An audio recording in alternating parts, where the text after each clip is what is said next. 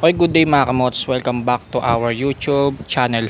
So for today's video mga kamots, ng makeover mini series natin para kay Blacky Beat. So this time mga kamots, magpapalit tayo ng side mirror bolts kay Blacky Beat, no? So kung makikita nyo mga kamots, yung side mirror natin mga kamots is Street King. And then yung stock bolts na nakalagay dito is yung kasama pa rin itong nung binili natin itong Street King na side mirror. So di ko kasi gusto yung bolt doon, so pinagtiyagaan ko lang mga kamos, and then yung kinakalawang na siya. So ngayon mga kamos, magkakabit tayo ng ayan, in order natin sa TikTok mga kamos, CNC na stainless side mirror bolts. Ayan, 2 piraso. So na-order natin to sa TikTok mga kamos, and then yan, papalitan na natin yung stock na side mirror bolts o yung kasama nitong side mirror bolts nitong Street King side mirror natin. Okay, so ang gagawin na muna natin mga kamods is tatanggalin na muna natin tong side mirror natin, tsaka natin ikakabit tong bago nating side mirror bolts na CNC.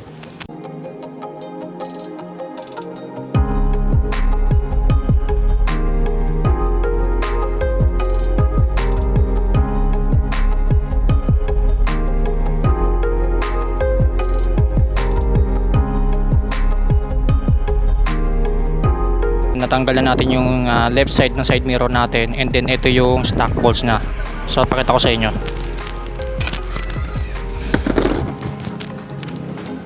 Ayan, so yan yung stock bolts nya mga kamos. Kung makikita nyo, talagang kinakalawang na siya. And then kung compare dito sa sa binili natin na CNC, mas mahaba to. Ito kasi mga kamots, pinaputulan ko yan dati. Ayan. So ngayon papalitan natin siya ng CNC. Ayan, so kabitan natin mga kamots.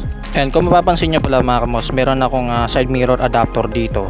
So talagang nilagyan ko yan kasi pagka walang side mirror adapter mga kamots, sasagad na yung side mirror natin hanggang dito.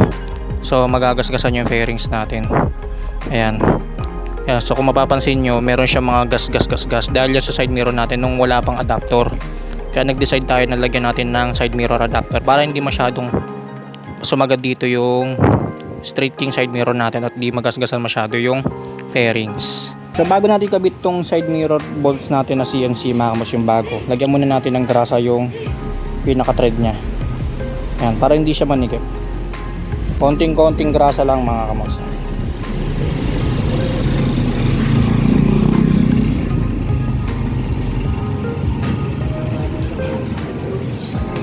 Ayan, after nga natin malagyan ng grasa, ay dali-dali ko nang binalik yung left side mirror natin at in-install na rin natin yung bago natin biling CNC side mirror bolts.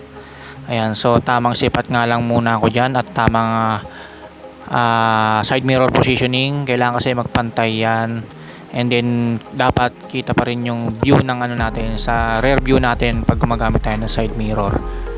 Ayan. So after nga natin makabit yan at binaklas ko na rin tong right side mirror natin mga kamots, para doon naman install yung isang CNC side mirror bolt natin. Ayan, so medyo nahirapan pa ako magtanggal ng bolts dyan kasi sumasamang umiikot yung side mirror adapter, kaya ginamitan ko ng ayan, yung katala katala ba yan o yabe. Ayan, so ayan na nga at natanggal na natin yung right side mirror natin. A few moments later. So yan mga kamots, bali nakabit na natin yung bago nating CNC side mirror bolts. Magkabilaan yan, right and left and right. Ayan. So dito pala sa right side mga kamots, ginawa ko lang siya ng paraan kasi hindi siya masyado kumakapit sa side mirror. So bali may adapter na yan, tapos nagkabit pa ulit ako ng additional na nut. Ayan.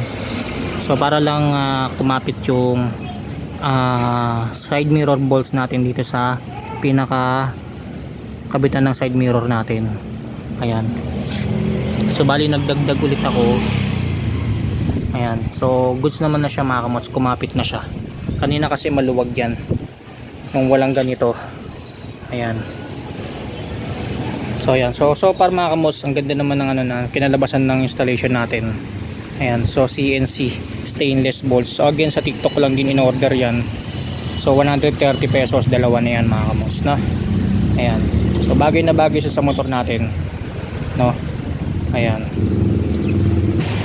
So yan, dito ko na tatapusin yung vlog ko mga kamots regarding sa pag-installation natin ng side mirror bolts para kay Blackbeat Honda Beat FI version 2. Sana nakapagbigay ako ng panibagong idea sa inyo mga kamots, lalo na sa mga naka Street King side mirror na katulad nito.